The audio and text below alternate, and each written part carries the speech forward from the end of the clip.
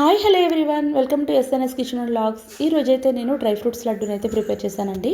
ఈ dry fruits లడ్డూని ఎలా ప్రిపేర్ చేయాలో చూసేద్దాం. ముందుగా మనం స్టవ్ ఆన్ చేసుకుని ఒక 2 టేబుల్ స్పూన్ వరకు నెయ్యి వేసుకుని ఇప్పుడు ఇందులోకి కట్ చేసి పెట్టుకున్న 1 కప్పు బాదం పప్పు, కట్ చేసి పెట్టుకున్న 1 కప్పు జీడిపప్పు వేసుకుని, అలాగే కట్ చేసి పెట్టుకున్న 1/2 కప్పు పిస్తా పప్పులు కూడా వేసుకుని ఇవన్నీ కూడా మంచిగా రోస్ట్ చేసుకోవాలి.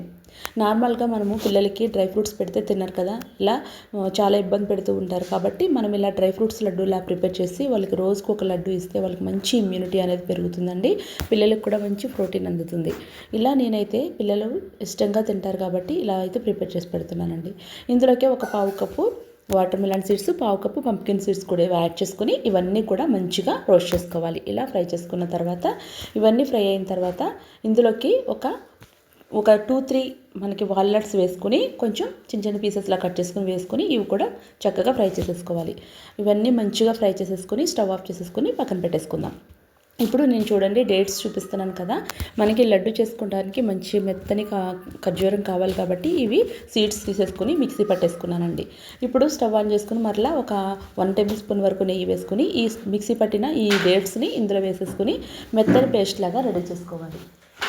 ఇప్పుడు ఇదంతా కూడా మంచిగా రోస్ట్ చేసేసుకుని ఇలా చక్కగా చూపిస్తున్న విధంగా మనం మంచిగా మెత్తని పేస్ట్ లాగా ప్రిపేర్ చేసుకున్న తర్వాత ఇప్పుడు ఇందులోకి మనం ముందుగా ఫ్రై చేసి పెట్టుకున్న ఈ డ్రై ఫ్రూట్స్ అన్నీ కూడా ఇందులో వేసేసేసి అంతా కలిసే విధంగా చక్కగా మిక్స్ చేసేసుకోవాలండి.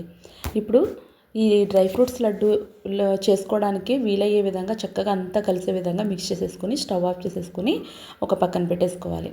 చూడండి ఇందులోకి మనకి కొంచెం షైనింగ్గా కనపడడం కోసం కొంచెం గీ కూడా యాడ్ చేసుకోవచ్చు.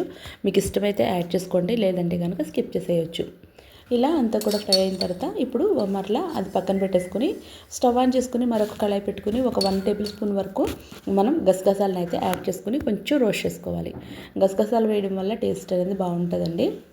ఇలా మనము ఇంట్లో పిల్లలకి డ్రై ఫ్రూట్స్ లడ్డూని ప్రిపేర్ చేసి రోజుకొక లడ్డు ఇస్తే పిల్లలకు కూడా మంచి హెల్త్ ఇష్యూస్ ఏమి రాకుండా మంచి ఇమ్యూనిటీ అనేది పెరుగుతుందండి.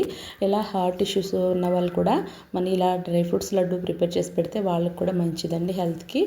ఎవరైనా తినొచ్చు డ్రై ఫ్రూట్స్ లడ్డు అనేది. చాలా అంటే చాలా చాలా హెల్త్ బెనిఫిట్స్ అనేది ఉంటాయండి.